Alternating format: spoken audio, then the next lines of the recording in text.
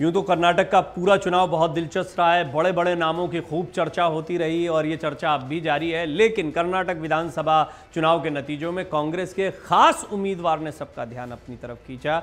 इनका नाम है प्रदीप ईश्वर। 38 साल के हैं प्रदीप, बहुत यंग हैं, युवा हैं। भारतीय जनता पार्टी के दिग्गज नेता और पूर्व स्वास्थ्य मंत्री के सुधाकर को इन्होंने पटकनी दे दी और इसके साथ ही राज्य में कांग्रेस के सबसे युवा विधायक बन गए हैं।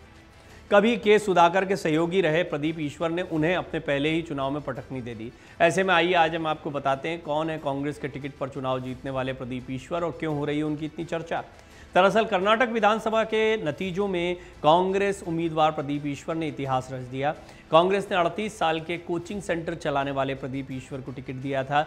आपको बता दें कि कभी प्रदीप के सुधाकर के सहयोगी हुआ करते। के सुधाकर यानी जिनको हराया उन्होंने, जिन्हें अब उन्होंने चुनाव हरा दिया है। और इसमें सबसे बड़ी बात यह है कि प्रदीप ईश्वर ने पहली बार ही चुनाव लड़ा था। बिना माता पिता के प्रदीप राज्य के सबसे युवा विधायक भी चुने गए हैं।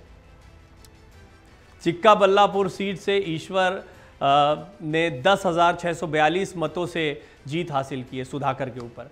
ईश्वर परिश्रम एजुकेशन प्राइवेट लिमिटेड नाम का एक कोचिंग सेंटर चलाते हैं जो चिकित्सा और अन्य प्रतियोगी पाठ्यक्रमों में प्रवेश परीक्षाओं के लिए कोचिंग देता है, जिसे उन्होंने कभी के सुधाकर की मदद से ही खोला था। ईश्वर की पत्नी इसी संस्थान में शिक्षिका हैं। आइए अब हम आपको बताते हैं चुनाव जीतने के बाद प्रदीप ईश्वर ने क्या कुछ कहा।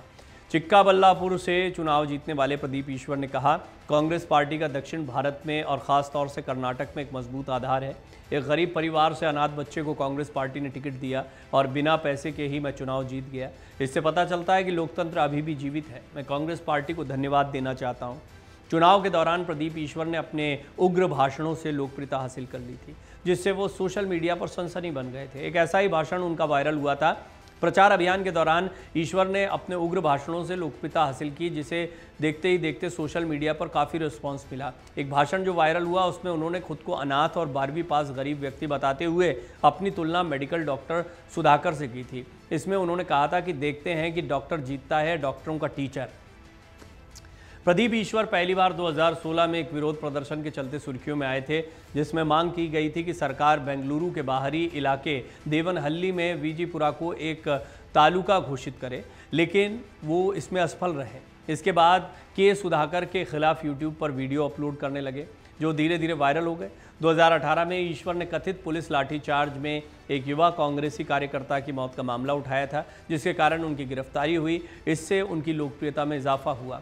ओबीसी बालिजा समुदाय से आने वाले प्रदीप जल्द ही अपने इलाके में प्रसिद्ध हो गए, जिसके बाद उन्होंने कांग्रेस नेतृत्व का ध्यान अपनी ओर खींचा, जिसने उन्हें चिक्काबल्लापुर से उम्मीदवार बनाया। प्रदीप ईश्वर ने कांग्रेस की उम्मीदों को यहां 4 चांद लगाए और राज्य में पार्टी के सबसे युवा विधायक बन गए।